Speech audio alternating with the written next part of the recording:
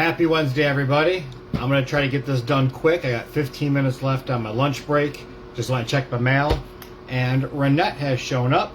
I told myself I was going to wait until later to do this, but I have a lot of stuff to do after work tonight, and I will not have time. So here we are now. Obviously, I'll post this as I always do so that everybody can check it out after the fact. But without further ado, we'll get this thing open. I am trying to find a blade. Perfect. There we go. My desk is a mess, as always. But for everybody that wants to know, I got this from AliExpress. I ordered it about 12 days ago. I got it pretty quickly. I want to say that the boxes that they're using for this Mirage line, they can just hold up. The way they've designed them, there's literally no damage on this. If I was to nitpick, there's a little bit of, we'll say, crush right there, which isn't anything at all. And the back kind of has a little bit of a bowl. A bowl or a bow, I guess we call it. So, yeah, whatever. But without further ado, I'll just get this thing busted open. I open my stuff anyway. And we'll see how it is. My first hot take on it is it's smaller than I expected it to be. And yes, that is what she said. So we'll get that out of the way. But yeah, I kind of thought it'd be a little bit bigger. I don't know. And it's as funny as that is, I've seen this in person. Like, I literally had this in my hand earlier last month when I was at PowerCon. So like, I knew how big it was, but now that I've got it, and I'm looking at my other figures sitting around here, it's a little bit smaller than I expected it to be. But you know, they know what they're doing. This has got to be the proper scale. I trust them on this. I think they've got enough feedback after the Danny situation, so we will we'll hope. So let me try to get all this stuff out of here. I don't know much about this character. Wasn't really a big comic guy. If you've ever seen me comment in the group, which you've probably done, you'll always see that I have a lot of spelling errors.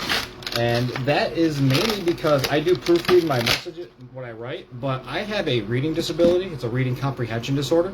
So I can read something that I write or in general, and I just don't comprehend what I just read. It just goes like pretty much like in one ear and out the other. So I tend to have to read stuff multiple times, and that leads me to tell you, I didn't read the comics growing up because I couldn't really read the shit. So unfortunately, I missed out on who this character was. But what I do know is this is one of her original concept colors, or original colors in general. She's red. In the comic, most of the comic books, she ends up being blue, which just leads us to getting variants. NECA's got to get the most out of these molds, so variants are always something they're going to do. We can tell by the Casey Jones being red in most of the comics because of the print coloring back in the day, but we're getting a blue one first, blue and gray.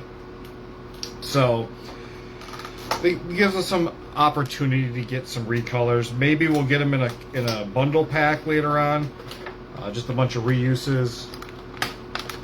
Same molds, get them all out at once. Alright, we're almost there. Let me just knock these hands out. There we go. Get rid of that. Alright. If anybody is commenting, I apologize. As usual, it's not populating.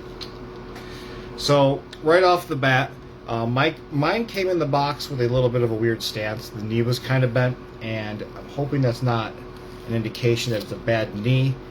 I've seen a lot of people, including myself, getting in their Zack and Smash 2-packs, and Zack's got one of those wonky knees that doesn't like to straighten out. So this might need a little bit of heat, I'm not sure, but that knee is just not holding up very well. Not gummy, it just doesn't move. Oh, there we go, we got it. Maybe we just have to break it out. Alright. If you saw what I was doing, I had a lot of pressure on the kneecap there as I was bending it, and I had my thumb on the back so that I didn't rip the plastic. Sometimes you can rip that plastic right in half. So, alright, so the knees are good. And they're very sturdy, that I could say. For a character that has thinner legs, you definitely want some sturdy legs on there. I'm not really feeling... Here, we're going to get this cape out of the way for now, because it is messing everything up. So, I don't know if it picks up on camera. We have a little bit of a curve here when it comes to the leg. That might cause issues with the stance. But we got ankle rocker, right? Alright, we got an ankle rocker on there, so that will just help it a little bit. So, she does stand pretty well. Right off the bat, she stands great. Elbows, we're going to have the same kind of situation with the elbows as I had in the knee. These are very tight. I'm kind of worried about moving them, so maybe I'll give that a hot water bath and get back to everybody on that one. We do have an ab crunch. We don't get much out of that, though. Head does go up a little bit, goes down all right.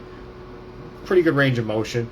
You're not going to want to... Oh my god, these shoulders. These shoulders are tight as shit, too. Holy hell. They don't go out very far. There we go. They're stuck in there. Can you hear that? They got that loud plastic noise. So they are really tight on there too. I know some people complain about that. I don't think it's a bad situation, to be completely honest. I want tight joints because they can last longer. They can stand on my shelf better. 3 o'clock this morning, my fucking Irma took a dive off the shelf and then took out one of my neutrino cars, which then landed on a diorama and hit all my turtles that I was taking photos of last night. So I don't mind having stiff joints. All right, so we've got a couple of heads here with this. So we've got her inbox head that is just kind of like this cowl that goes over, and then she has her helmet, which sets right on top. It doesn't really clip in or anything. It just kind of sets on top, I'm noticing. It holds on a little bit, but not too crazy. That's how we usually see her a lot in the comics. We have a replacement head, which I think looks very 80s. I think this is a great head. Kind of reminds me of, was it Bridget Nielsen, that old actress, with the hair, which is pretty nice. And I believe that this is a cowl. I didn't really look at the promo photos. I think this goes in the back. And you put it down on there. If I'm right, it's kind of like the hood that's down. And I'm assuming that's going to go over the cape here in a moment. We have this other head, which is from the comic. I don't know who it is, but it is translucent, which is pretty awesome. If I was to give one piece of feedback on this, is that because it's translucent, there are 3 pieces to this. There's the skull mold, there's a bottom mold that caps it, and then there's an inside mold that goes in to make the mouth black. You can see that because it's clear, you can see that black piece on there. Is it a big deal? No.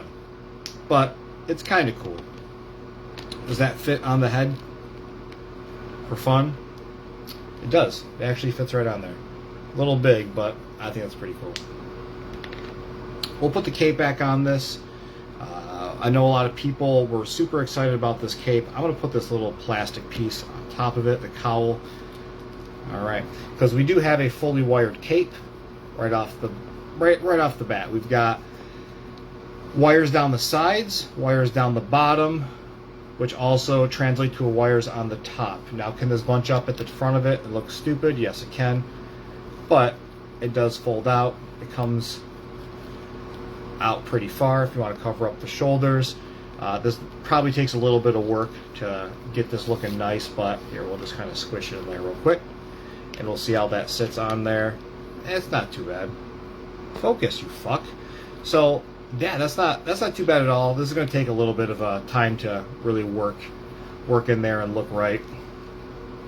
But hey, having wired capes, it's awesome. That's an added cost. We have a scroll, which I believe is a time scroll. We have our time scepter, which is pretty cool because it's got a hand that's gripping it. Pretty good skull to work on that. I think that's cool as shit. And then we've got 4 extra sets of hands. So right off the bat, she comes with some flayed hands, which I always keep one on at all times because I love that action pose with the flayed hand. We have 2 fists. Why not? Brown gloved 2 fists. And then we've got 2 gripping hands. So we will definitely put in a gripping hand in her right hand. Give her that scepter. Can't really bend the arms that much because I gotta... Oh, there we go.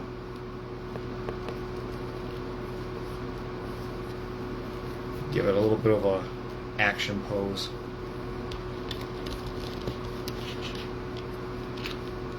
Yeah, this cape's gonna have to get worked. We're gonna have to make that look nice.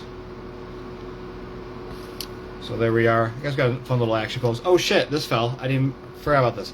I also have a dagger. It's pretty cool. So yeah, she's pretty good. She's got some good range. She does the splits. Legs hold up very well. I do like this knee design. I really hope that we get a new April O'Neil. They use a lot of this sculpt, this buck, because I think this would fit very well with that character.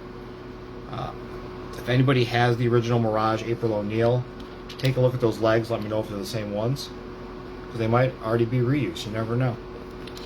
See if this little hat goes on top. It does not very well, so we're not going to do that. So yeah, that's Renet. She looks pretty awesome. I got this one turtle I'm working on here on the side.